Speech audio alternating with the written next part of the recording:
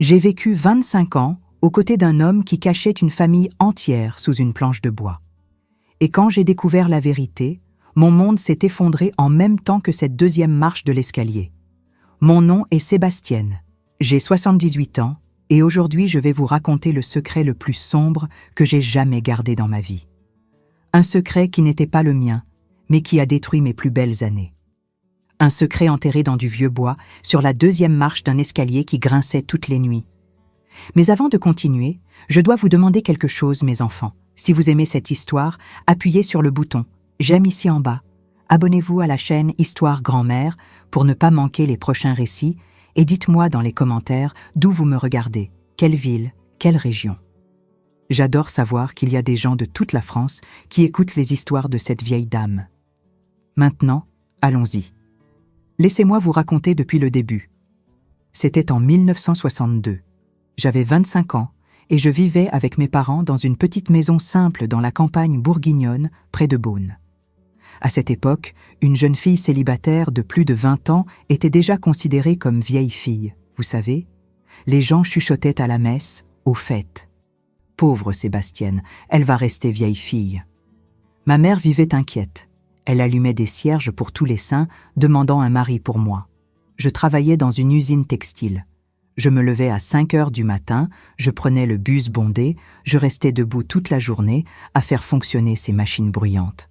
Je gagnais une misère, mais c'était mon argent, vous savez? Mon indépendance. J'achetais mes rouges à lèvres, mes chaussures à talons bas, j'aidais à la maison, je me sentais utile. C'est un samedi après-midi, sur la petite place de l'église, que j'ai rencontré Gérard. Il y avait un kiosque à musique là-bas, ces petits orchestres qui jouaient. J'étais avec mes amis, Nathalie et Valérie, on mangeait du pop-corn et on riait de bêtises. On portait ces robes à jupe ample, vous savez, taille marquée, jupe jusqu'aux genoux.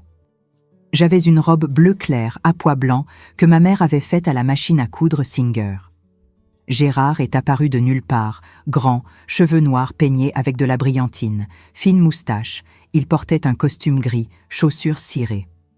Il avait 40 ans, 15 ans de plus que moi, mais il était beau, présentable.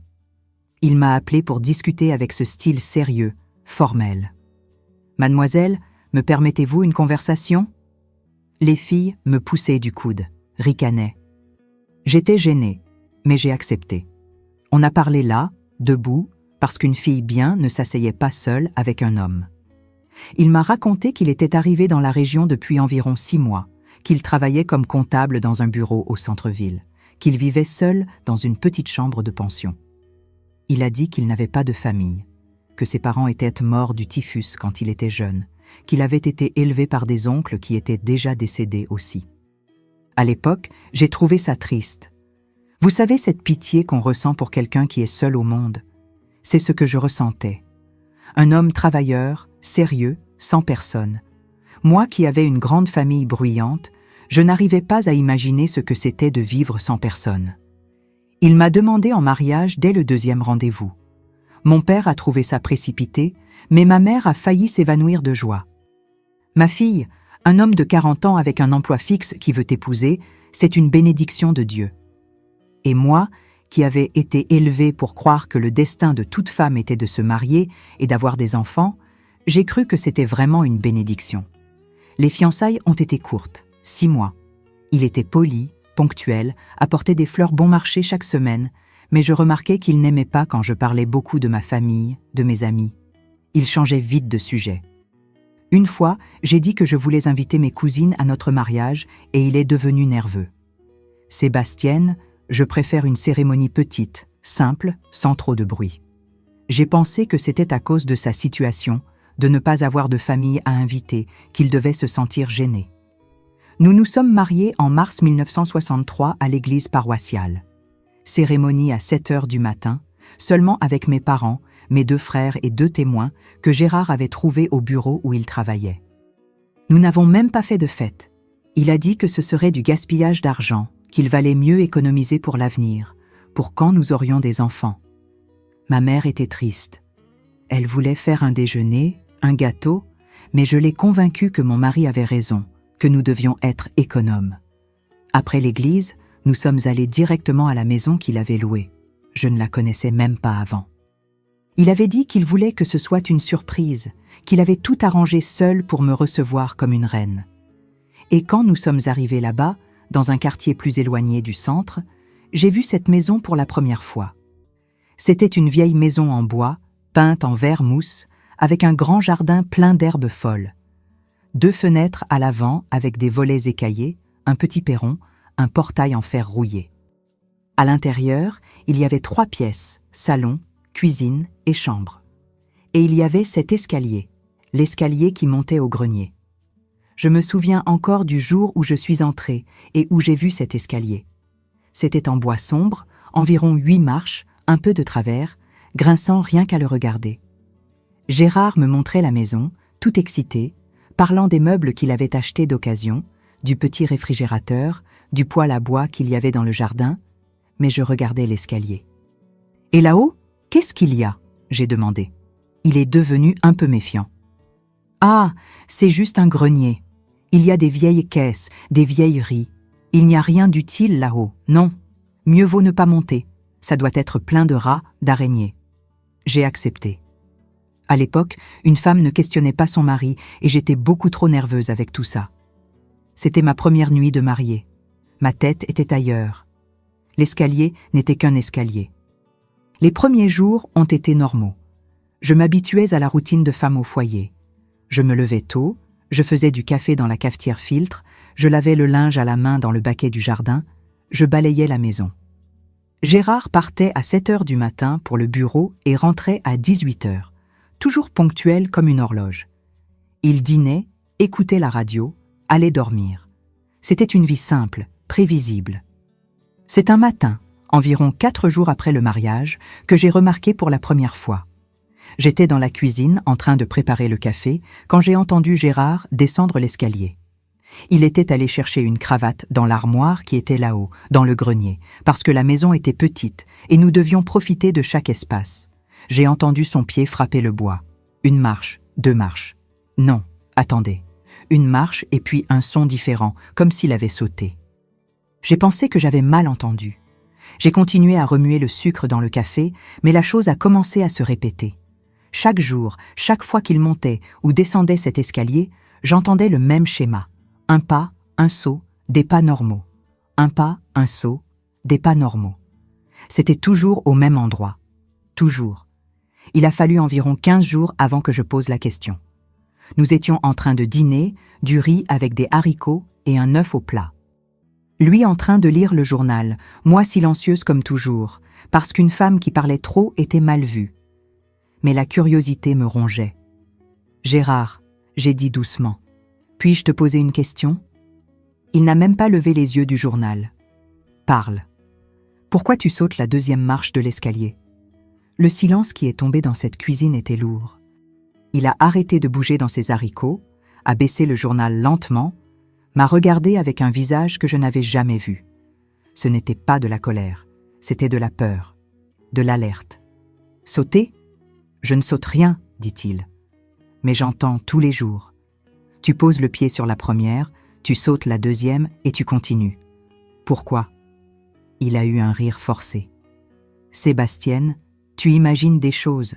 Ça doit être ma façon de marcher, le bruit du bois. Mais je suis sûre que... Ça suffit. Sa voix est devenue dure. N'invente pas des histoires. Mangeons en paix. Et c'était tout. Sujet clos. J'ai baissé la tête et j'ai continué à manger, avalant la nourriture avec la curiosité coincée dans la gorge. À cette époque, on apprenait à ne pas insister. Le mari commandait, l'épouse obéissait. Mais je ne pouvais pas m'empêcher de remarquer. C'était automatique. Chaque fois qu'il montait, chaque fois qu'il descendait, je faisais attention. Et c'était toujours la même chose. La 2e marche, toujours sauter, toujours éviter. Des mois ont passé. Je suis tombée enceinte de mon premier fils, Vincent, en 1964. Avec mon gros ventre de 9 mois, j'entendais toujours ce saut dans l'escalier et j'ai commencé à remarquer d'autres choses étranges. Gérard n'aimait pas que quelqu'un nous rende visite. Quand ma mère arrivait sans prévenir, il était irrité, fermé. Il disait que la maison était notre intimité. que trop de visites gênaient. Mes frères ne venaient presque jamais. Mes amis ont disparu de ma vie parce qu'ils trouvaient toujours une excuse quand je suggérais un thé l'après-midi, une visite. Ils ne me laissaient pas non plus retourner travailler. Une femme mariée reste à la maison, s'occupe de la maison, du mari, des enfants. Elle n'a pas besoin de travail à l'extérieur. Et comment allais-je contredire? À l'époque, c'était normal. La plupart des femmes que je connaissais ne travaillaient pas à l'extérieur.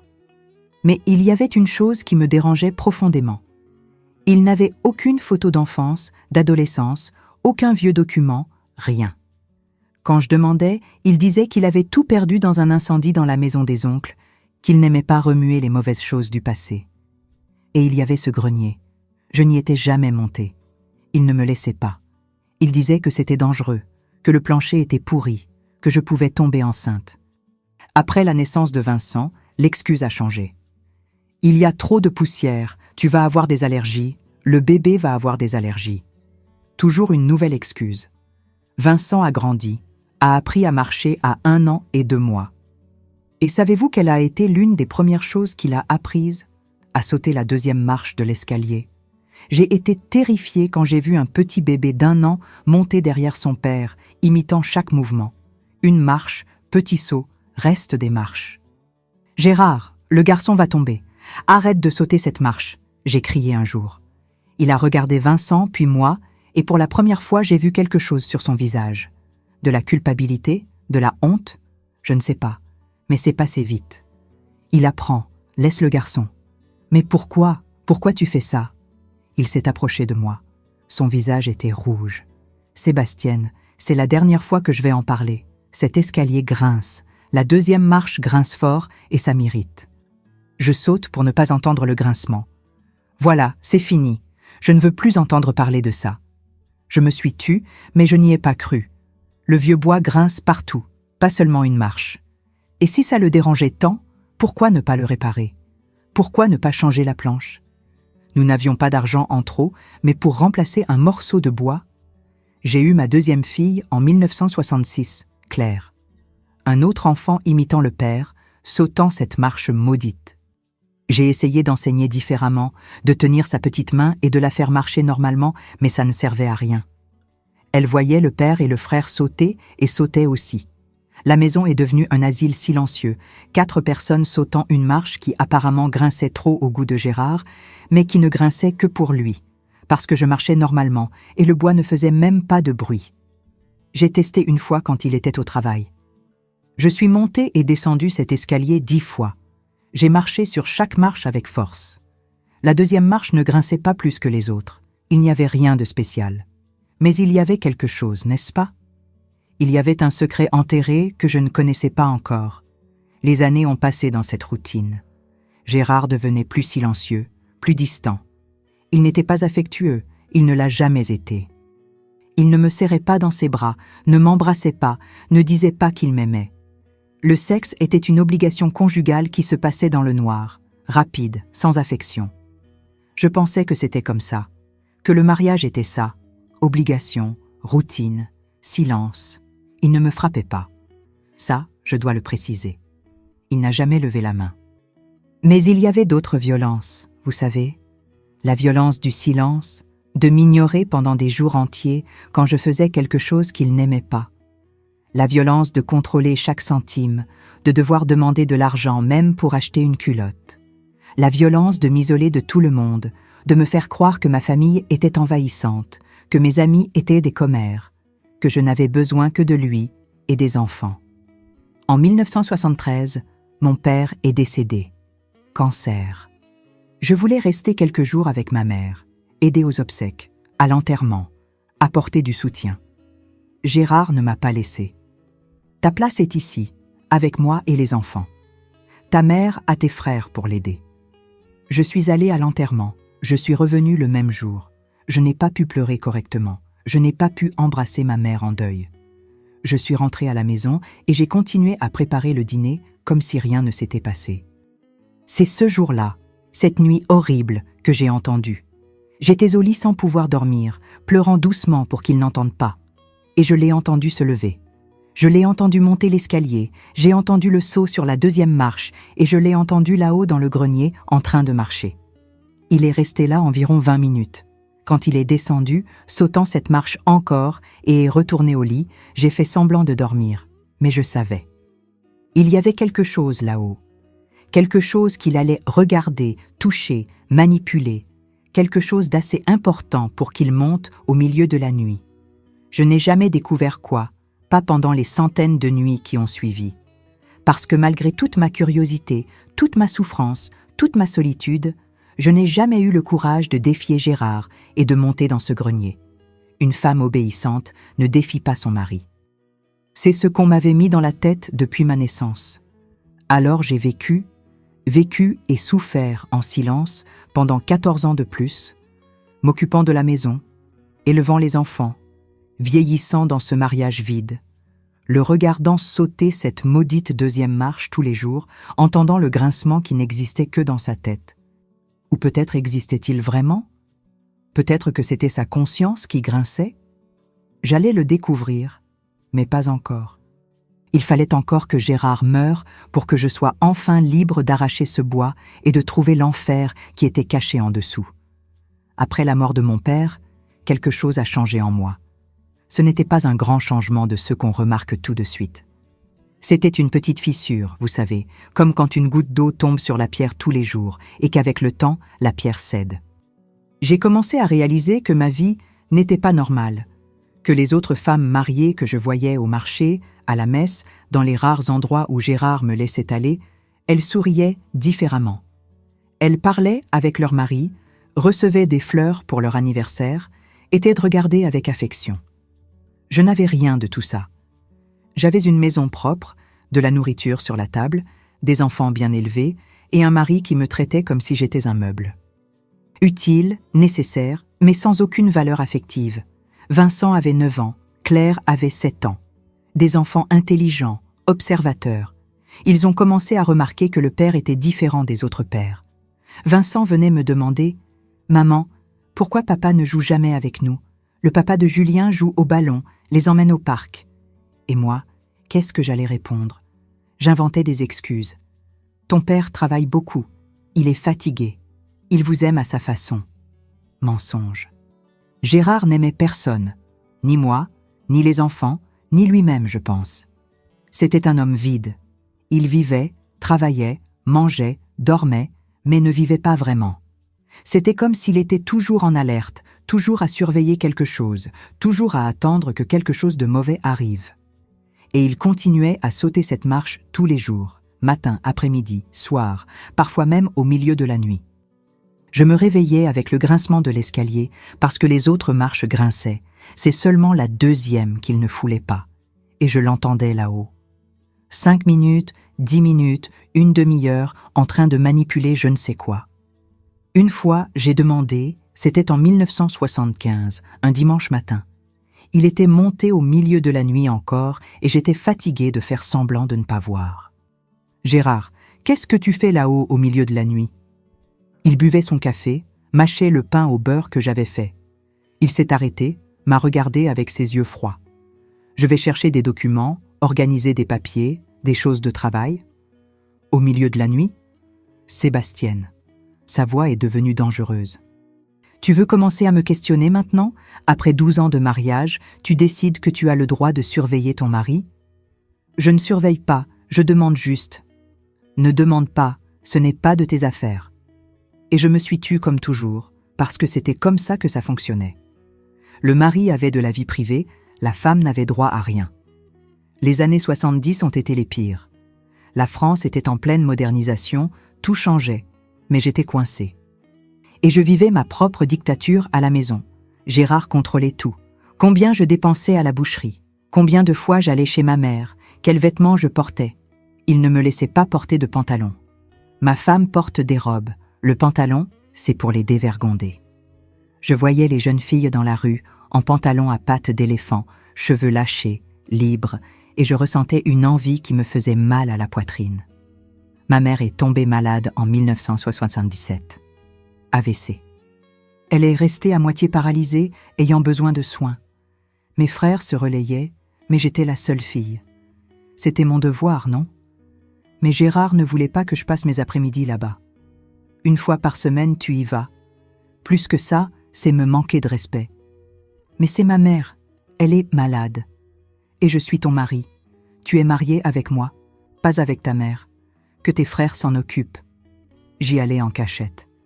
Quand il était au travail, je laissais les enfants chez la voisine, Madame Palmier, une bonne dame qui habitait 3 maisons plus bas, et je courais chez ma mère. Je restais 1 heure, 2, au maximum. Je l'aidais à prendre son bain, lui donnais à manger, lui coiffais les cheveux, et je repartais en courant avant qu'il n'arrive. Je vivais dans la peur.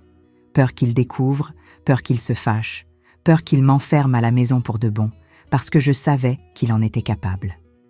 Il y avait des jours où il rentrait du travail, me regardait avec méfiance et demandait « Où es-tu allé aujourd'hui ?» Même si je n'étais allé nulle part, juste sorti dans le jardin pour étendre le linge, sa paranoïa était maladive. Ma mère est morte en 1979. Un autre cancer, cette fois au poumon. Elle n'avait jamais fumé une cigarette de sa vie, mais elle a attrapé cette maladie maudite. Je voulais rester avec elle les derniers jours. Gérard ne m'a pas laissé. « Tu es déjà passé par ça quand ton père est mort. Pas besoin de dramatiser. Va là-bas, fais tes adieux et reviens à la maison. » Je suis allé à l'hôpital, j'ai tenu la main de ma mère. Elle ne parlait déjà plus correctement, mais elle m'a regardé avec ses yeux fatigués et a dit quelque chose qui ne m'a jamais quitté. « Ma fille, cet homme ne vaut rien. Sors de cette maison. » C'étaient ses derniers mots lucides. Elle est morte 3 heures plus tard et je n'étais pas là. J'étais à la maison en train de préparer le dîner pour Gérard, parce qu'il avait dit que je ne pouvais pas rester à traîner à l'hôpital jusqu'à tard. J'ai enterré ma mère avec un vide dans la poitrine qui n'est jamais parti et j'ai enterré avec elle tout reste de sentiments que j'avais pour mon mari. À partir de ce jour, je n'étais plus une épouse, j'étais une prisonnière. Les années 80 sont arrivées.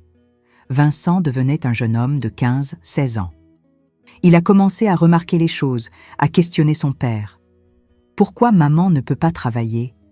Pourquoi maman ne peut pas sortir? La mère de Raphaël travaille dans un magasin, gagne son propre argent.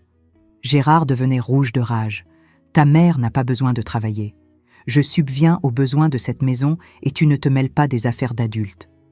Mais vous la traitez mal, vous ne la laissez même pas rendre visite à sa famille.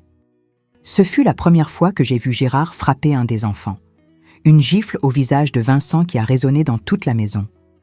Le garçon avait 17 ans, était presque de la taille de son père, mais il est resté paralysé de surprise. « Tu ne parles pas comme ça de ton père, compris? Je vous élève, je mets de la nourriture sur la table, des vêtements sur le dos, je vous donne une éducation et tu viens me manquer de respect? Plus jamais. » Vincent est parti de la maison dès qu'il a eu 18 ans. Il est allé vivre dans une colocation d'étudiants, a trouvé un emploi de vendeur et ne revenait que pour me voir, jamais pour voir son père. Claire est devenue plus silencieuse, plus fermée, effrayée. J'essayais de la protéger, mais comment pouvais-je alors que j'étais moi-même brisée? Et pendant tout ce temps, toutes ces années d'enfer, Gérard continuait à monter dans ce grenier, continuait à sauter la 2e marche, continuait à garder je ne sais quoi là-haut. J'étais certaine que c'était quelque chose d'important, quelque chose qui expliquerait tout. Pourquoi était-il si froid? Pourquoi me contrôlait-il autant? Pourquoi n'avait-il pas de passé, pas de famille, rien avant 1962? Il y a eu une nuit de 1984 où j'ai failli monter là-haut. Failli. Gérard avait voyagé pour le travail, chose rare. Il allait passer 2 jours dehors. Les enfants dormaient, j'étais seule. J'ai regardé l'escalier, j'ai pensé « C'est maintenant. Va là-haut et découvre ce que cet homme cache. » J'ai monté la 1re marche, mon cœur battant de manière désordonnée. Je me suis arrêtée à la 2e, cette marche maudite. J'ai pensé à sauter aussi, à faire comme lui. Mais non, j'allais marcher dessus. J'allais marcher dessus et j'allais découvrir pourquoi il sautait. J'ai posé le pied. Le bois n'a pas grincé plus que d'habitude. Normal, comme les autres. J'ai continué à monter. Je suis arrivée à la porte du grenier. C'était une petite porte basse en vieux bois avec un simple verrou. J'ai mis la main sur le verrou et je n'ai pas pu ouvrir. Pas parce que c'était verrouillé, c'était ouvert, mais je n'ai pas pu. La peur a été plus forte. La peur de ce que j'allais trouver. La peur de ce qu'il ferait s'il découvrait. La peur que toute ma vie s'effondre encore plus qu'elle ne l'était déjà. Je suis descendue en courant, j'ai pleuré jusqu'à m'endormir et je n'ai plus jamais essayé. Gérard est revenu de son voyage, la vie a continué, cette vie morte, froide, sans couleur. J'avais 47 ans et je me sentais comme si j'en avais 70. J'avais des cheveux blancs qui apparaissaient, des rides profondes, des mains calleuses à force de frotter le linge, de laver la vaisselle, de nettoyer le sol. J'avais perdu mes parents, perdu mon fils qui était parti de la maison. J'étais en train de perdre ma fille, qui me parlait à peine tellement elle vivait effrayée. J'avais perdu moi-même. En 1985, Claire a trouvé un petit ami, un bon garçon, travailleur de l'église. Gérard n'a pas aimé. Il a dit qu'elle était trop jeune, qu'elle allait abandonner ses études, qu'elle allait regretter. Mais elle a insisté et moi, pour la première fois depuis longtemps, je l'ai soutenue contre sa volonté. Gérard, la fille a 19 ans, elle est en âge de sortir avec quelqu'un.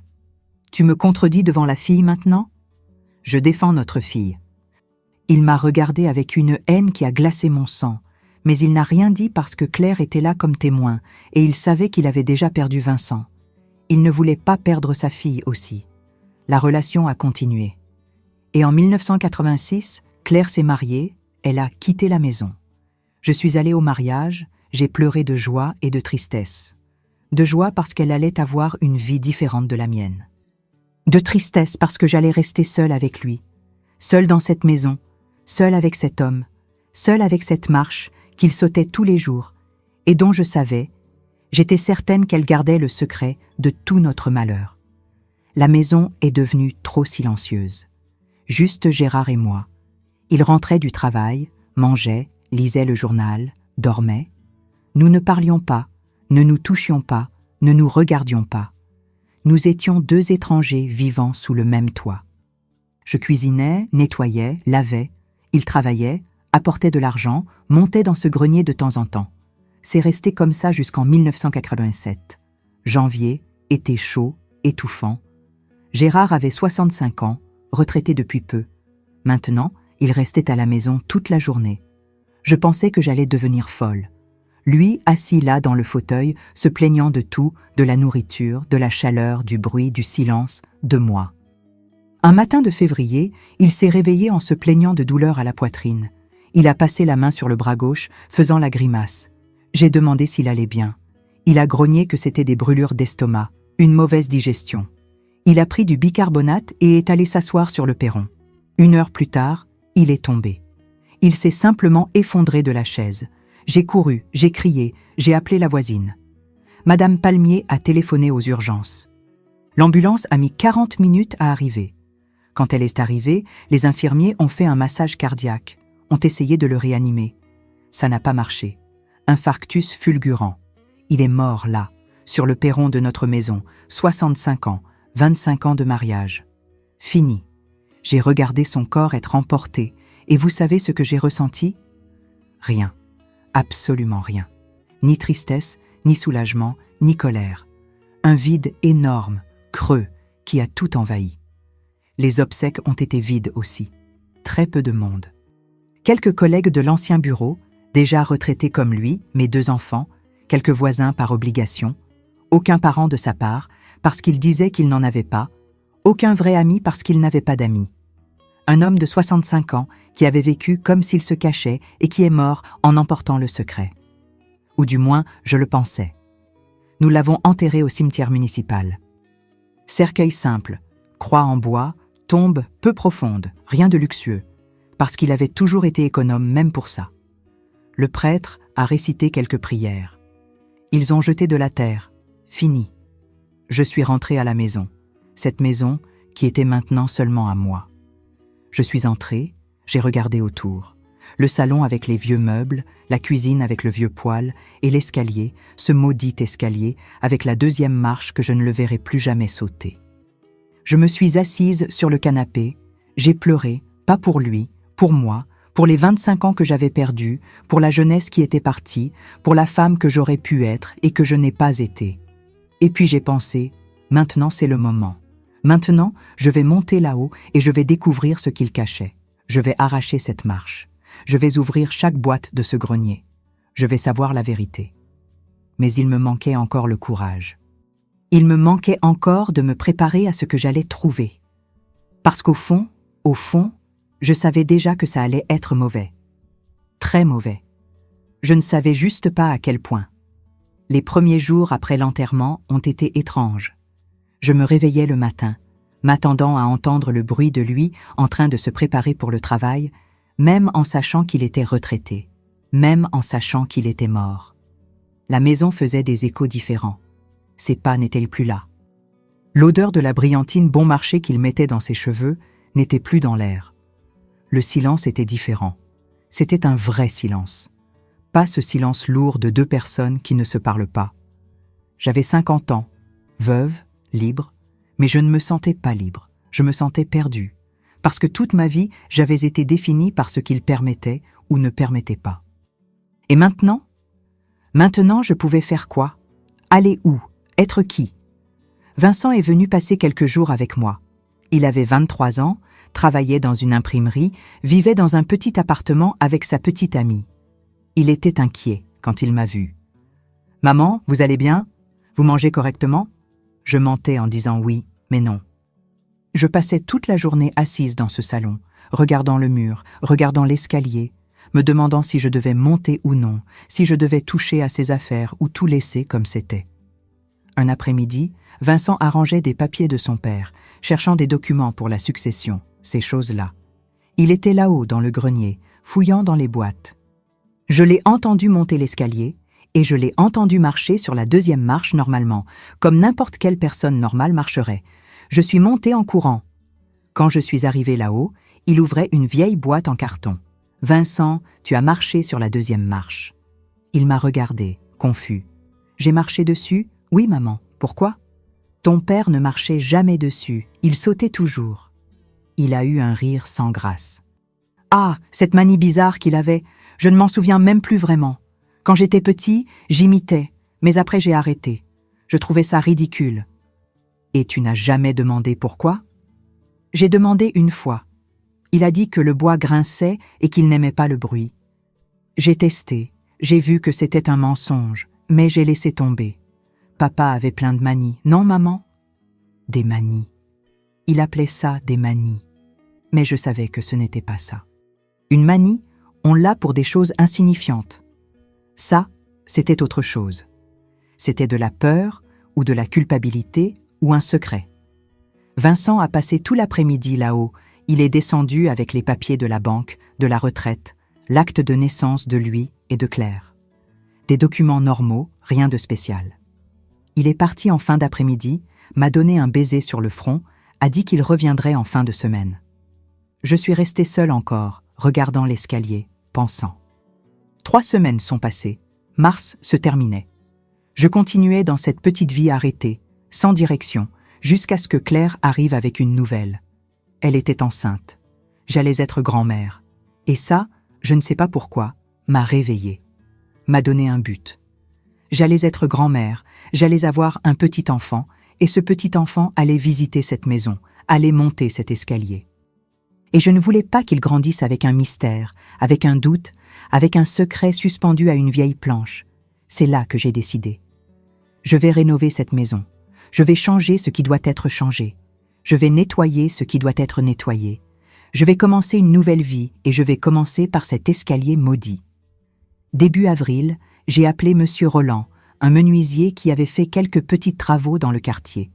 Un vieil homme, expérimenté, de confiance. Je lui ai demandé de venir regarder l'escalier, voir ce qu'on pouvait faire. Il est monté, descendu, a testé chaque marche, a secoué la tête. Madame Sébastienne, cet escalier est tout mangé par les termites. Le bois est pourri à plusieurs endroits. Le mieux serait de le changer en entier, mais si vous n'avez pas les moyens, on change au moins les marches les plus abîmées. Lesquelles sont les pires? Il a pointé.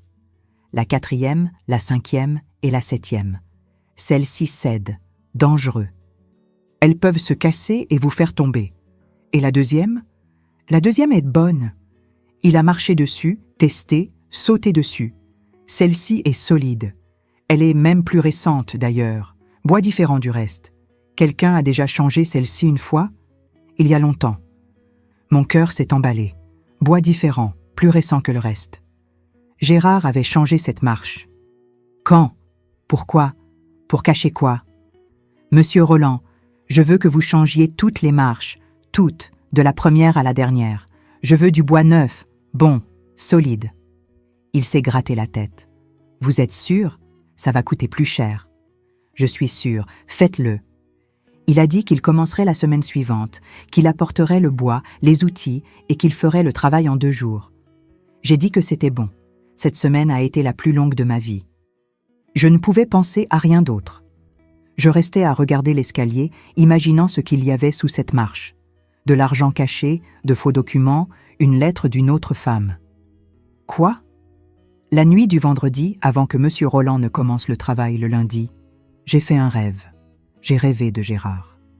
Il était debout sur l'escalier, arrêté sur la 2e marche, me regardant juste, et il disait quelque chose que je ne pouvais pas comprendre. Je me suis réveillée en sueur avec le cœur qui battait vite. Lundi est arrivé. 10 heures du matin. Monsieur Roland a frappé à la porte avec sa boîte à outils. Il est venu seul. Mieux ainsi, moins de monde pour voir ce qu'on allait trouver. Il a commencé par la dernière marche en haut. Il travaillait de haut en bas.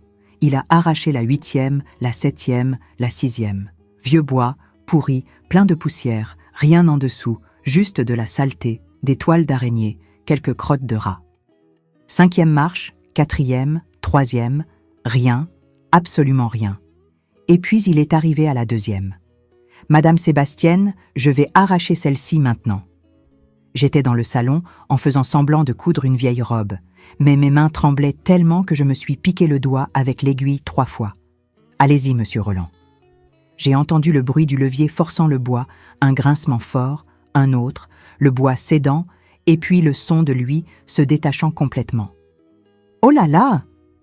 Mon corps s'est figé. Qu'est-ce qu'il y a, monsieur Roland? Vous feriez mieux de venir voir ça, madame Sébastienne. J'ai laissé tomber la couture. Mes jambes me soutenaient à peine. Je suis montée jusqu'où il était et j'ai regardé. Sous la 2e marche, là où il ne devrait y avoir que le vide de la structure de l'escalier, il y avait un trou. Un trou fait exprès, creusé dans la poutre de soutien, tapissé d'un morceau de toile cirée, et à l'intérieur de la toile, un paquet. Un paquet enveloppé dans un vieux chiffon, attaché avec de la ficelle. Ceci a été caché exprès, a dit monsieur Roland. Quelqu'un a creusé cette poutre, l'a tapissée proprement, a mis ceci à l'intérieur et a cloué la marche par-dessus. Un travail réfléchi, vous savez? Je ne pouvais pas parler. Je regardais juste. Vous voulez que je le sorte?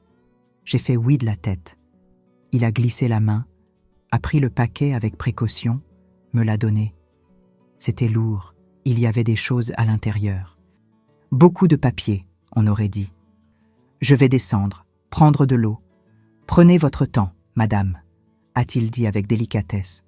Un homme sage. Il savait que c'était une affaire privée. Je suis descendue aussi. Je me suis assise sur le canapé, avec le paquet sur les genoux. Je l'ai regardé pendant environ 5 minutes, respirant profondément, préparant mon cœur à n'importe quoi. J'ai dénoué la ficelle, ouvert le chiffon. C'était un morceau de vieux drap encrassé, et à l'intérieur il y avait une grande enveloppe de papier kraft, de celle pour les documents. Je l'ai ouverte. La première chose que j'ai vue était une photo noir et blanc de celle d'autrefois, avec un bord blanc. C'était Gérard, plus jeune, environ 30 et quelques années, mais il n'était pas seul.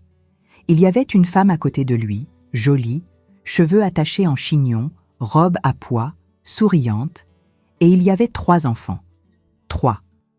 Un garçon d'environ 7 ans, une fille d'environ 5 ans et un bébé dans les bras de la femme. J'ai retourné la photo. Au dos, c'était écrit avec une écriture soignée de femmes. Gérard, Denise, Olivier, Martine et Henri. Noël, 1955. 1. 7 ans avant qu'il me rencontre. 7 ans avant qu'il me demande en mariage, disant qu'il n'avait personne au monde, qu'il était seul, que ses parents étaient morts. Mes mains tremblaient tellement que j'ai failli laisser tomber la photo. J'ai pris le papier suivant. C'était un acte de mariage.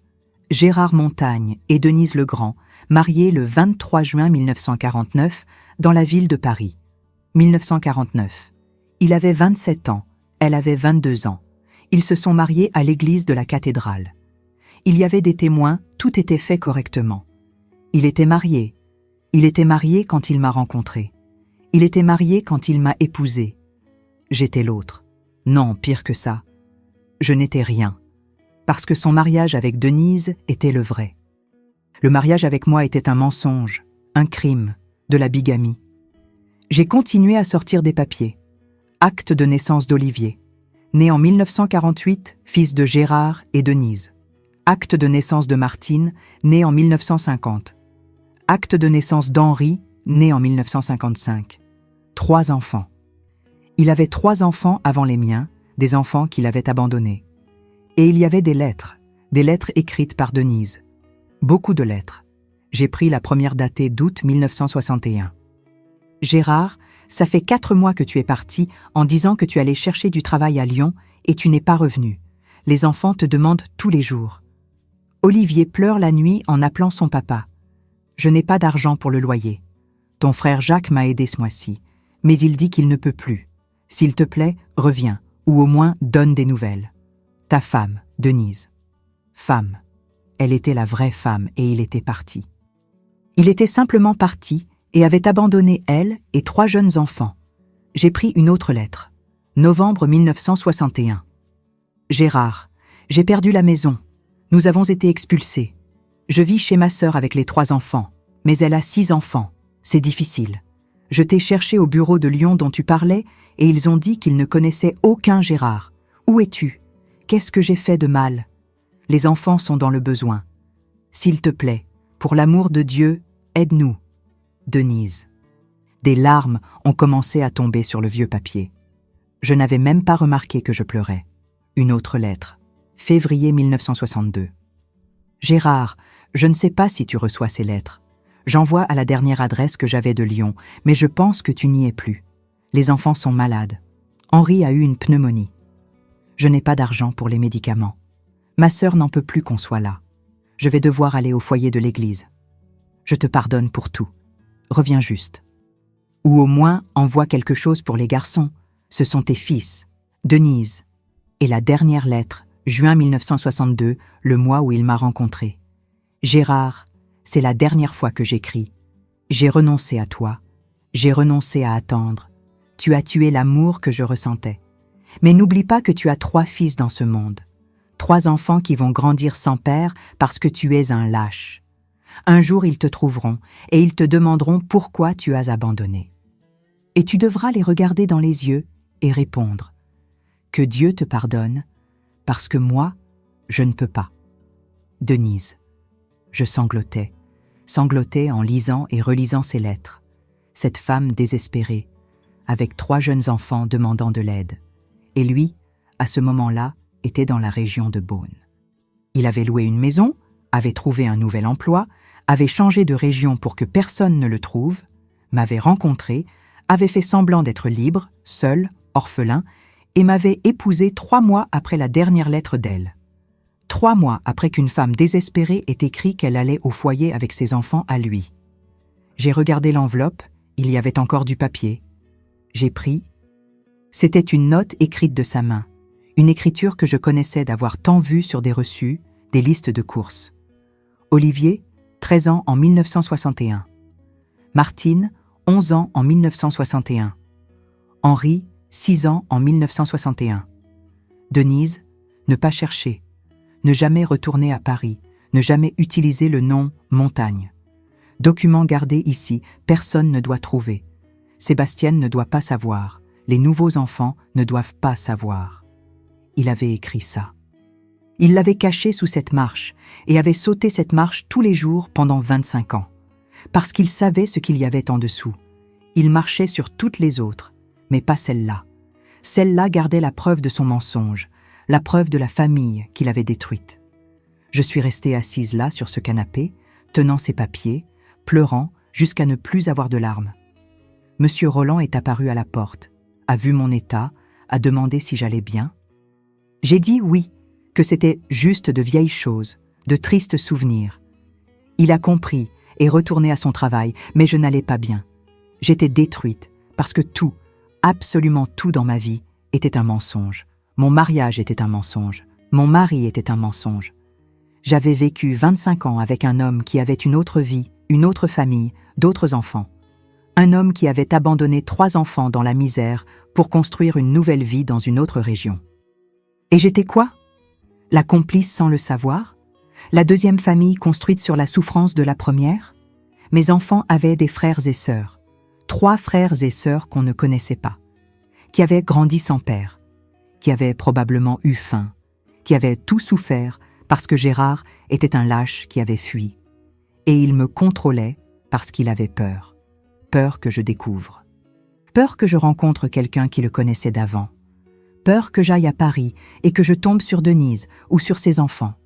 C'est pour ça qu'il ne laissait pas de visite. C'est pour ça qu'il ne me laissait pas travailler. C'est pour ça qu'il me gardait prisonnière, parce qu'il vivait caché. Et pour continuer à se cacher, il m'avait transformée en prisonnière. J'ai rassemblé tous les papiers, je les ai remis dans l'enveloppe, je les gardés au fond de l'armoire, et cette nuit-là, je n'ai pas fermé l'œil. Je suis restée à penser à quoi faire. Dire à mes enfants, chercher Denise, chercher ses enfants, oublier tout et avancer. Je ne savais pas. Je savais seulement que la deuxième marche de cet escalier avait gardé plus que du vieux papier. Elle avait gardé des vies détruites, des rêves brisés, des mensonges qui avaient duré des décennies. Et maintenant, je devais décider quoi faire de cette vérité. J'ai passé 3 jours sans sortir de la chambre. Monsieur Roland a fini l'escalier, a demandé ce qui était convenu, et parti. L'escalier était magnifique, bois neuf, clair, sentant le vernis frais, mais je ne pouvais pas le regarder. Chaque nouvelle marche me rappelait ce qui avait été arraché de cette deuxième marche. Claire est venue me rendre visite le 4e jour. Elle a frappé à la porte, est entrée, m'a trouvée couchée au lit au milieu de l'après-midi. « Maman, qu'est-ce qui s'est passé? Tu es malade ?» Je n'étais pas malade du corps, j'étais malade de l'âme. Mais comment allais-je lui expliquer ça? Comment allais-je dire que son père, qui était mort il y a 2 mois, était un menteur, qu'elle avait 3 frères et sœurs qu'on ne connaissait pas, que j'avais été trompée toute ma vie? Je suis fatiguée, ma fille, ça va passer. Elle n'y a pas cru, mais n'a pas insisté. Elle a fait du thé, a parlé de choses insignifiantes, de la grossesse, du mari, de combien elle était impatiente que le bébé naisse en octobre. Et je faisais semblant d'écouter, mais ma tête était ailleurs. Elle était dans ses lettres, dans cette photo, dans ces 3 enfants qui avaient grandi sans père. Quand elle est partie, je me suis levée, suis allée à l'armoire, j'ai repris l'enveloppe, j'ai regardé l'acte de mariage. Il y avait l'adresse de l'église, cathédrale Notre-Dame, Paris. J'ai regardé les lettres. La dernière adresse que Denise avait envoyée était celle de la maison de sa sœur, rue de la Roquette, numéro 123, quartier de la Bastille, Paris. Paris. Tout menait à Paris, la capitale, la grande ville où Gérard avait eu sa vraie vie avant de fuir vers la Bourgogne et de construire le mensonge qui est devenu ma vie. Je devais y aller. Je devais chercher Denise. Je devais savoir si elle était vivante, si les enfants avaient survécu, s'ils allaient bien. Ce n'était pas de la curiosité, c'était de la responsabilité. Parce que je le veuille ou non, j'avais vécu avec l'argent qui aurait dû les soutenir. J'avais dormi avec l'homme qui aurait dû prendre soin d'eux. J'avais fondé une famille avec quelqu'un qui avait déjà une famille. Je devais faire quelque chose. Le lendemain, je me suis levée tôt, j'ai pris un bain, je me suis habillée pour la première fois depuis des jours, j'ai mis une robe bleu marine simple. Je suis allée à la gare, j'ai acheté un billet de train pour Paris. Départ à 14h, arrivée à 20h. Je suis rentrée à la maison, j'ai préparé un petit sac avec un change de vêtements, une brosse à dents, l'enveloppe avec les documents. Je n'ai dit à personne, ni à Vincent, ni à Claire. J'ai laissé un mot sur la table, disant que j'allais passer quelques jours dehors, de ne pas s'inquiéter. Le voyage en train a été long. 6 heures assises, regardant par la fenêtre, voyant les petites villes passer, pensant à ce que j'allais dire quand je trouverais Denise, si je la trouvais. 26 ans s'étaient écoulés depuis la dernière lettre. Beaucoup de choses avaient pu se passer. Elle avait pu changer de ville, elle avait pu mourir, elle avait pu se remarier. Elle pouvait ne pas vouloir me parler. Je suis arrivée à la gare de Lyon alors qu'il faisait déjà sombre. Avril 1987. Paris était une ville énorme, bruyante, effrayante. Des lumières partout, des voitures qui klaxonnaient, des gens qui couraient. Moi, une femme de la campagne de 50 ans, seule, perdue. J'ai pris un taxi, j'ai montré l'adresse au chauffeur. Rue de la Roquette, 123. Bastille, c'est ça? Je vais vous y déposer, mais cette adresse est vieille, hein? Quartier ancien. Je n'ai pas répondu. J'ai juste regardé par la fenêtre pendant qu'il conduisait.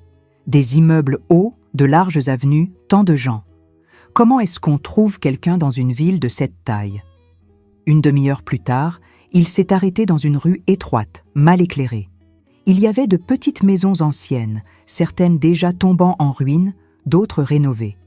Le numéro 123 était une petite maison peinte en jaune délavé, avec des barreaux aux fenêtres.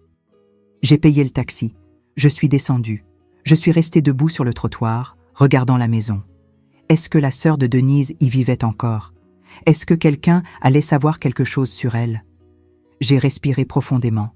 Je suis allée jusqu'au portail. J'ai sonné. Ça a pris un moment, mais une femme est apparue, vieille, cheveux blancs, courbés, portant un tablier sale de farine. « Bonsoir. Que désirez-vous » ? « Bonsoir, madame. Excusez-moi de déranger à cette heure. Je cherche une personne, une femme nommée Denise. Denise Legrand ou Denise Montagne. Je ne sais pas si elle utilise encore le nom de Marie. Elle a vécu ici il y a des années, en 1962, avec sa sœur. La femme m'a regardée avec méfiance. « Pourquoi la cherchez-vous » ? C'est une histoire compliquée. J'ai vraiment besoin de lui parler. C'est urgent. « Vous êtes de la famille » ? J'aurais pu mentir, mais il y avait déjà trop de mensonges dans cette histoire. Non, mais je connaissais son mari. Je le connaissais depuis très longtemps. La femme est restée silencieuse, m'analysant. Puis elle a soupiré. Denise est ma sœur. Elle n'habite plus ici depuis des années, mais je sais où elle est. Mon cœur s'est emballé. Elle va bien? Elle est vivante? Vivante, oui, mais bien je ne sais pas si on peut dire ça. Elle vit dans un logement social près de Bastille, seule. Ses enfants ont grandi, sont partis, chacun de son côté. Elle est restée. Et les enfants, ils vont bien? La femme m'a regardé avec tristesse. Ça dépend de ce que vous appelez bien. Ils ont grandi sans père, ont eu faim, ont travaillé depuis petit. Olivier habite à Montreuil, il est chauffeur de camion. Martine s'est mariée, a des enfants, vit dans le Marais. Henri, je ne sais pas où il est. Il a disparu il y a quelques années, il avait des problèmes avec l'alcool. J'ai senti ma poitrine se serrer. Ces 3 enfants de la photo, qui étaient petits, innocents, avaient grandi dans la souffrance. Et Gérard le savait. Il le savait et avait choisi de construire une autre famille au lieu de prendre soin de la première. Pourriez-vous me donner son adresse ? Je pourrais. La femme a hésité. Écoutez. Ma sœur n'aime pas les visites. Elle est devenue très aigrie avec la vie. Elle a fermé son cœur au monde. Je comprends, mais j'ai vraiment besoin de lui parler, s'il vous plaît. La belle-sœur de Denise a soupiré encore, est entrée dans la maison et revenue avec un papier et un stylo, a noté une adresse. C'est ici. Résidence Madame Linette. Appartement 14, mais allez-y de jour. La nuit, c'est dangereux là-bas. J'ai remercié. J'ai demandé si elle connaissait une pension bon marché dans le coin. Elle en a indiqué une, 2 rues plus haut. J'y suis allée, j'ai loué une chambre minuscule avec un lit simple et une salle de bain partagée dans le couloir. J'ai mal dormi, pensant au lendemain. Le matin, j'ai pris mon petit déjeuner à la boulangerie du coin, pain au beurre et café au lait. J'ai pris le métro, suivant les instructions que le boulanger m'avait données. Je suis descendue dans le quartier de la Bastille. Le logement social était exactement ce que j'imaginais. Un vieil immeuble, sale, avec des fils à linge pendus d'une fenêtre à l'autre, des enfants courant pieds nus dans le couloir, une odeur d'égout mélangée à de la nourriture. Pauvreté. Beaucoup de pauvreté. Je suis montée l'escalier en ciment, je suis passée devant plusieurs appartements, je suis arrivée au 14. La porte était entr'ouverte. J'ai frappé doucement. Qui est-ce ? Une voix de femme rauque, fatiguée. Mon nom est Sébastienne. Je suis venue parler de Gérard. Silence. Un long silence lourd. Puis la porte s'est ouverte et elle était là, la Denise de la photo, plus vieille, beaucoup plus vieille. Cheveux complètement blancs, attachés en un chignon négligé, visage marqué par des rides profondes, yeux enfoncés, corps trop maigre. Elle avait 60 ans, mais elle paraissait en avoir 80. Elle m'a regardé de haut en bas et puis a dit d'une voix sans émotion « Vous êtes l'autre ?»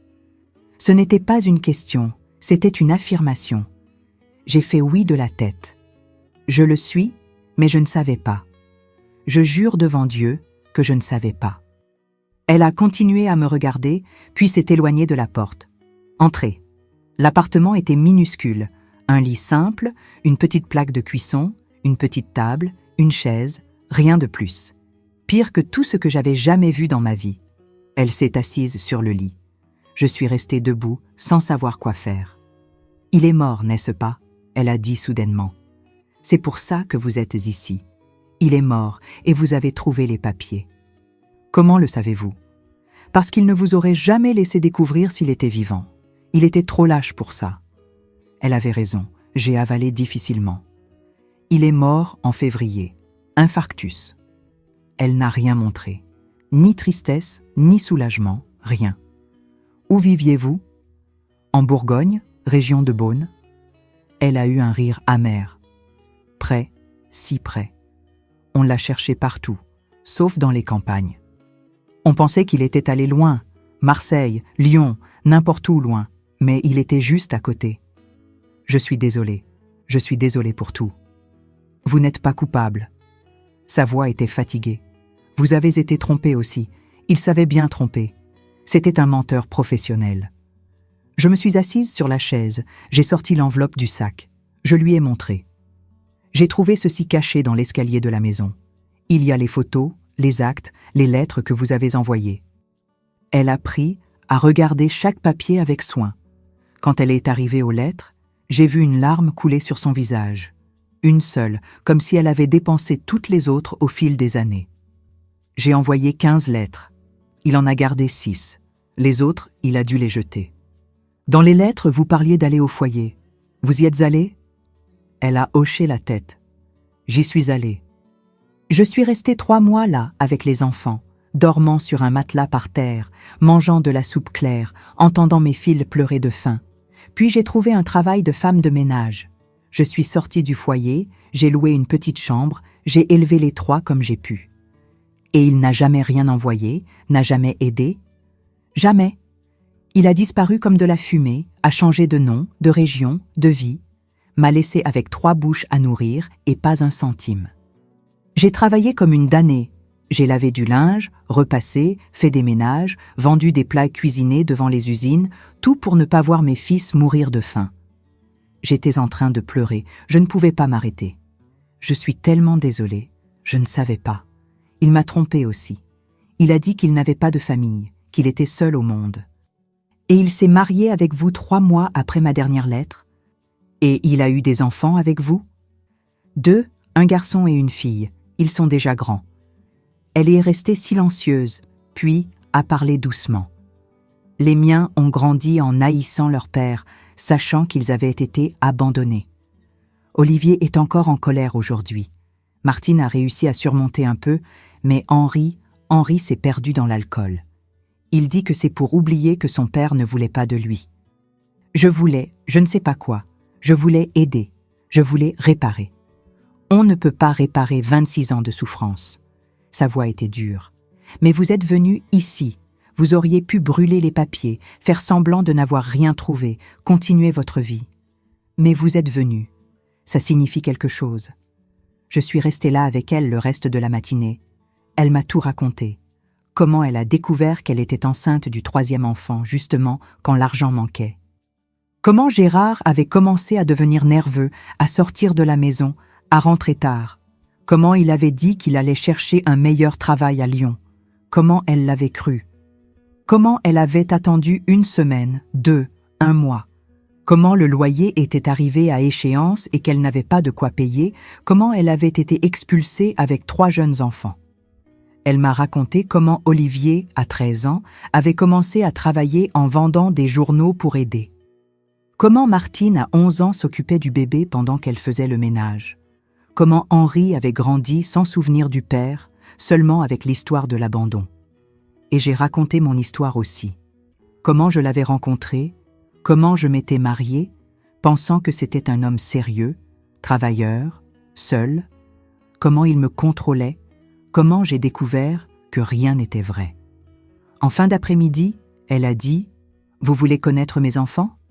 Je ne m'y attendais pas. « Ils voudront me connaître ?» Je ne sais pas, mais ils méritent de savoir que leur père a eu une autre vie, qu'ils ont 2 demi-frères et sœurs, qu'ils n'ont pas été les seuls abandonnés. Elle a pris un vieux carnet et a écrit 2 adresses. Celle-ci est celle d'Olivier, celle-ci est celle de Martine. Allez-y, racontez la vérité. Laissez-les décider s'ils veulent vous connaître, vous et vos enfants. J'ai pris les papiers, j'ai remercié. Avant de partir, elle a tenu mon bras. Sébastienne, une chose, je ne vous en veux pas. Vous avez aussi été victime. Mais j'ai besoin que vous compreniez quelque chose. Cet homme a détruit ma vie et la vôtre aussi. On ne peut pas le laisser détruire la vie des enfants, ni des miens, ni des vôtres. J'ai acquiescé. Je suis sortie de ce logement social avec le cœur lourd, mais aussi avec une étrange sensation de but. Dans les jours suivants, j'ai cherché Olivier et Martine. Olivier a été difficile. Il m'a reçue à la porte de sa maison à Montreuil, bras croisés, visage fermé. Quand j'ai raconté l'histoire, il est devenu rouge de rage. Alors, le salaud a fait une autre famille pendant qu'on crevait de faim, fils de pute. Mais après que la colère soit passée, il est resté silencieux. Et mes demi-frères et sœurs, ils savent ? Pas encore. Je suis venu vous parler d'abord. Je veux les connaître. Je veux les regarder dans les yeux et voir s'il les a traités mieux que nous. Martine a été différente. Elle a beaucoup pleuré puis m'a embrassée. Vous avez souffert aussi. On est dans le même bateau, victime du même homme. En fin de semaine, je suis retournée en Bourgogne, j'ai pris mon courage, j'ai appelé Vincent et Claire. Je les ai assis tous les 2 dans le salon et j'ai tout raconté. Ils ont été choqués. Puis est venue la colère, puis la tristesse. Mais à la fin, après des heures à parler, pleurer, se battre contre la mémoire du père qui n'était plus là pour se défendre, ils ont été d'accord. Maman, on veut les connaître. Ce sont nos frères et sœurs. Peu importe comment c'est arrivé, ce sont nos frères et sœurs. Et c'est ainsi qu'en juin 1987, les 2 familles de Gérard se sont rencontrées. La première rencontre a été programmée pour un dimanche de juin dans ma maison en Bourgogne. J'ai nettoyé toute la maison, j'ai fait de la nourriture pour un régiment, j'ai arrangé le salon 3 fois. J'étais nerveuse comme une mariée le jour de son mariage, sauf qu'au lieu du bonheur, c'était de l'anxiété pure. Claire est arrivée en premier avec son mari. Elle avait 6 mois de grossesse, visiblement nerveuse aussi. Vincent est venu juste après. Nous étions tous les 3 dans le salon à attendre. Personne ne parlait beaucoup. Qu'est-ce qu'on allait dire ? Bonjour, soyez les bienvenus. Vous êtes les frères et sœurs qu'on ne savait pas qu'on avait ? Quand la sonnette a retenti, mon cœur a failli sortir de ma bouche. Je suis allée ouvrir la porte et ils étaient là. Olivier était grand, fort, visage marqué par la vie dure. Il avait 40 ans, cheveux commençant à grisonner. Il portait un jean et une chemise un peu froissée. Il est venu avec sa femme, une petite femme au sourire timide. Martine était à peu près de ma taille, cheveux courts, vêtements simples. Elle avait 37 ans, mais paraissait plus vieille. Ses yeux étaient tristes, même quand elle essayait de sourire. Elle est venue avec son mari et 2 jeunes enfants, un garçon et une fille. Et Denise est venue. Elle avait insisté pour venir, même si je lui avais dit que ce n'était pas nécessaire, que ça pouvait être trop difficile pour elle. Mais elle avait dit « J'ai besoin de voir. J'ai besoin de voir les enfants qu'il a eus avec vous. J'ai besoin de voir s'ils ressemblent aux miens. » Tout le monde est entré lentement, avec méfiance. On est resté là dans le salon, en cercle, sans savoir par où commencer. Le silence était lourd. C'est Vincent qui a brisé la glace. Il a regardé Olivier et a dit « On a le même nez, son nez à lui. » Olivier a eu un rire nerveux. Oui, on a hérité du nez tordu du salaud. Et ça, d'une certaine manière, a rendu tout un peu moins tendu. On a commencé à parler lentement, avec précaution, mais on parlait, comparant des histoires, découvrant qu'ils avaient plus en commun qu'ils ne l'imaginaient. Claire et Martine ont découvert qu'elles aimaient toutes les deux coudre. Vincent et Olivier ont réalisé qu'ils travaillaient dans des domaines similaires, l'un dans l'imprimerie et l'autre comme chauffeur, tous les deux se levant à l'aube. Les enfants de Martine jouaient dans le jardin, indifférents à toute cette confusion d'adultes. Et Denise ? Denise est restée assise dans le coin du canapé, silencieuse, observant tout. De temps en temps, je la voyais regarder mes enfants, avec une expression que je ne pouvais pas déchiffrer. Tristesse, curiosité, soulagement de savoir qu'ils existaient. Nous avons servi le déjeuner. J'avais fait du riz, des haricots, du poulet rôti, des pâtes, de la salade, de la farce. Tout le monde a mangé ensemble à la table de la cuisine qui tenait à peine tant de monde. C'était étrange et beau en même temps. Deux familles qui n'auraient jamais dû exister séparées, assises à la même table. Après le déjeuner, pendant que les hommes lavèrent la vaisselle et que les enfants jouaient, moi, Claire, Martine et Denise sommes restés dans le salon. Et là, Martine a posé la question à laquelle tout le monde pensait. « Comment était-il avec vous? Il était différent ?» J'ai respiré profondément. Froid, contrôlant, ne montrait jamais d'affection, me tenait loin de tout le monde, ne me laissait pas travailler, ne laissait pas de visite, rien. Denise m'a regardé. Il était différent au début, affectueux, attentionné. Mais quand je suis tombée enceinte du troisième, il a changé. Il a commencé à disparaître, à devenir nerveux.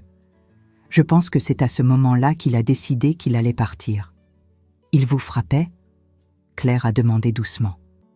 Non, il n'a jamais frappé, mais il y avait d'autres violences, le silence, l'abandon émotionnel et, à la fin, le véritable abandon.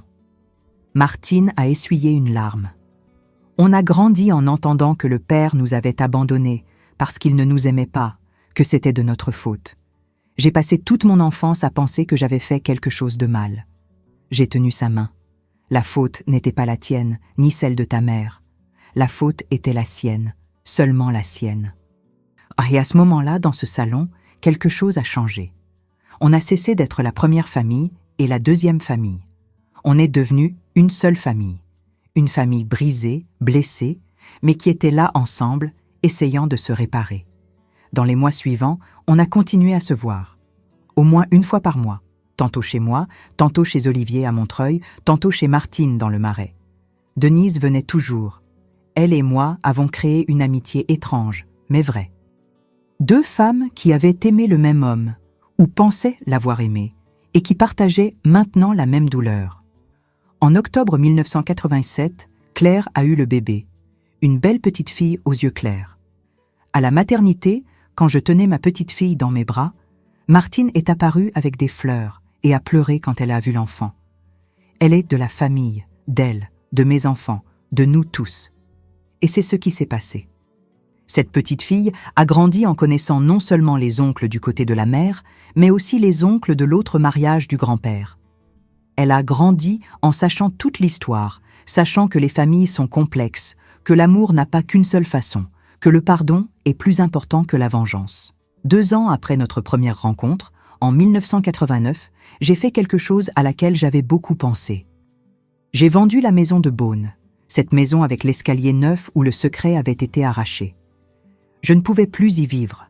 Chaque pièce me rappelait lui, le mensonge, la souffrance. Avec l'argent de la vente, j'ai acheté une petite maison simple, plus près de Paris, à Saint-Denis, et avec ce qui restait, j'ai aidé Denise. J'ai loué un petit appartement pour elle, dans une résidence sociale. Rien de luxueux, mais propre, sûr, digne, mieux que ce logement horrible. Elle a pleuré quand elle l'a vu. « Sébastienne, vous n'avez pas besoin de faire ça. Ce n'est pas votre obligation. » Ce n'est pas une obligation, c'est de la justice. L'argent avec lequel j'ai vécu toutes ces années était censé vous soutenir, vous et vos enfants aussi.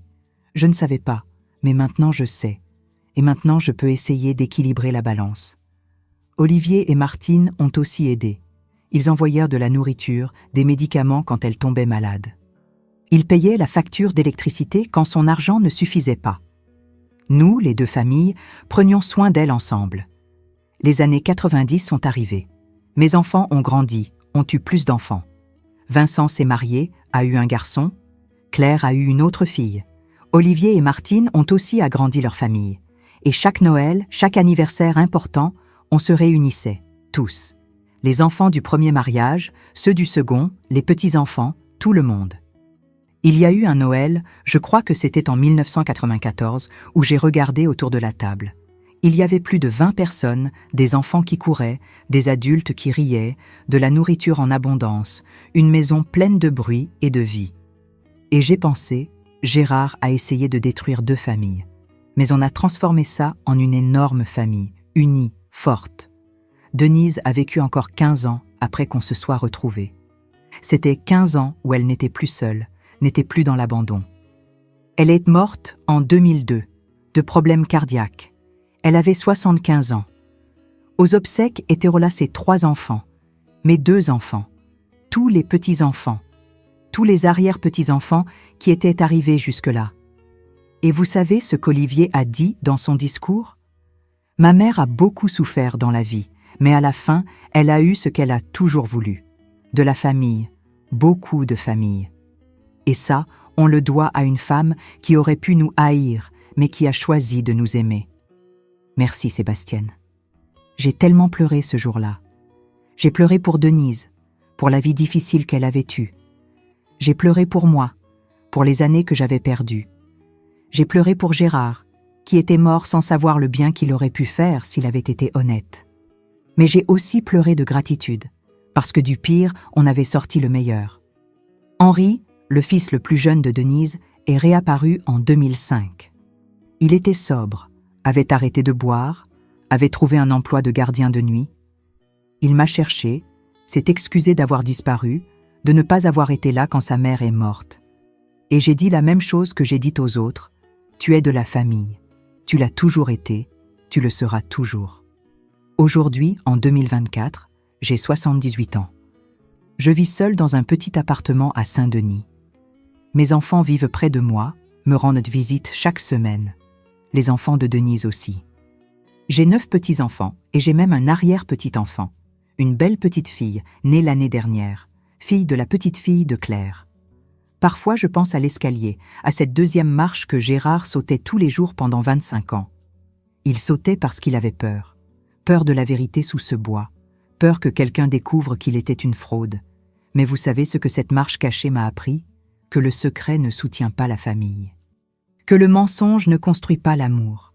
Que la vérité, aussi douloureuse soit-elle, est toujours meilleure que de vivre dans la fausseté. Gérard est mort en pensant qu'il allait emporter son secret dans la tombe. Il est mort en pensant qu'il avait réussi à effacer la première famille et à vivre tranquille avec la seconde. Mais il n'avait pas compté sur une chose. Il n'avait pas compté que sa mort allait libérer la vérité, et que cette vérité, au lieu de détruire, allait unir. J'aurais pu brûler ces papiers, j'aurais pu enterrer ce secret à nouveau et continuer à faire semblant que rien ne s'était passé. Mais je ne l'ai pas fait. Je suis allée chercher, j'ai affronté et j'ai transformé son mensonge en vérité, sa séparation en union, sa haine en amour. Aujourd'hui, quand je regarde en arrière, je vois 2 femmes qui ont été trompées par le même homme. Je vois 5 enfants qui ont grandi sans avoir un vrai père. Je vois des années de souffrance, de contrôle, de solitude. Mais je vois aussi du dépassement. Je vois du pardon. Je vois de la famille. La 2e marche de cet escalier gardait du vieux papier, des photos délavées, des lettres jaunies, mais elle gardait aussi la clé de notre libération. Parce que quand j'ai arraché ce bois, je n'ai pas seulement découvert le passé, j'ai construit un futur. Un futur où ces enfants se appellent frères et sœurs sans honte, où les petits-enfants jouent ensemble sans savoir qu'ils n'étaient pas censés se connaître, où 2 familles qui avaient tout pour se haïr ont choisi de s'aimer. Et ça, mes enfants, c'est du dépassement. Ce n'est pas oublier la douleur, c'est transformer la douleur en quelque chose de bon. C'est prendre les morceaux cassés et construire une belle mosaïque. C'est regarder ce qui a été mauvais et décider qu'à partir de maintenant, ce sera différent. J'ai perdu 25 ans de ma vie avec un homme qui ne m'aimait pas. Denise en a perdu encore plus. Mais on n'a pas laissé ces années perdues définir le reste de nos vies. On a choisi de recommencer, On a choisi de pardonner. On a choisi d'unir au lieu de séparer. Aujourd'hui, quand mes petits-enfants me posent des questions sur leur grand-père, je raconte la vérité. Je ne cache pas. Je ne mens pas. Je raconte que c'était un homme qui a fait de mauvais choix, qui a blessé beaucoup de gens, mais qui, sans le vouloir, a fini par unir deux familles qui sont devenues une seule. Et vous savez ce que je leur dis? Je dis, ne soyez pas comme votre grand-père, ne mentez pas, ne fuyez pas, n'abandonnez pas. Soyez assez forts pour faire face aux conséquences de vos choix. Soyez assez courageux pour dire la vérité. Soyez assez humain pour demander pardon quand vous vous trompez. Parce qu'à la fin de tout, la seule chose qui reste, c'est l'amour qu'on a choisi de donner. Et j'ai choisi de donner de l'amour même quand ça faisait mal, même quand il aurait été plus facile de haïr. J'ai choisi d'aimer ces personnes que Gérard avait blessées. J'ai choisi d'aimer ces enfants que je ne connaissais pas. J'ai choisi d'aimer la femme qu'il avait abandonnée. Et ce choix d'amour, c'est ce qui nous a sauvés. C'est ce qui a transformé une tragédie en bénédiction. C'est ce qui a fait de cette deuxième marche maudite un pont vers le recommencement. Alors, si vous traversez quelque chose de difficile maintenant, si vous avez découvert un mensonge, si vous êtes blessé par une trahison, je veux vous dire quelque chose. Vous pouvez choisir. Vous pouvez choisir de laisser la douleur vous consumer ou vous pouvez choisir de la transformer en amour. Vous pouvez choisir de haïr ou vous pouvez choisir de pardonner. Vous pouvez choisir de vous fermer ou vous pouvez choisir de vous ouvrir. J'ai choisi de pardonner. J'ai choisi d'unir. Et aujourd'hui, à 78 ans, je regarde ma famille énorme, bruyante, pleine d'histoires complexes. Et je remercie. Je remercie d'avoir eu le courage d'arracher ce bois. Je remercie d'être allé chercher la vérité. Je remercie d'avoir transformé le secret de Gérard en la plus grande bénédiction de ma vie. Parce que cet homme qui sautait la deuxième marche tous les jours, qui cachait la vérité sous le bois, qui a vécu dans le mensonge et est mort dans le mensonge, il n'a pas gagné. La vérité a gagné. L'amour a gagné. La famille a gagné. Et moi, Sébastienne, 50 ans de souffrance et 28 ans de reconstruction, j'ai aussi gagné. J'ai gagné des frères et sœurs pour mes enfants. J'ai gagné une amie en Denise. J'ai gagné la certitude que la souffrance ne nous définit pas. Ce qui nous définit, c'est ce qu'on fait avec la souffrance. C'est mon histoire. L'histoire d'une marche qui gardait des mensonges et qui est devenue le début d'une belle vérité. L'histoire de deux familles qui sont devenues une. L'histoire de dépassement, de pardon, d'amour. Et si cette histoire a touché votre cœur, si elle vous a fait pleurer, si elle vous a fait penser à votre propre vie, je vous demande une chose. Laissez votre j'aime ici en bas. Abonnez-vous à la chaîne Histoire Grand-Mère pour entendre plus d'histoires de dépassement et dites-moi dans les commentaires. Avez-vous déjà vécu une situation similaire? Avez-vous déjà découvert un secret de famille? Comment avez-vous géré cela? On est ensemble dans ce chemin, mes enfants, et ensemble on surmonte tout. Un bisou sur le cœur de chacun et que Dieu vous bénisse comme il m'a béni en me donnant la force de transformer la douleur en amour.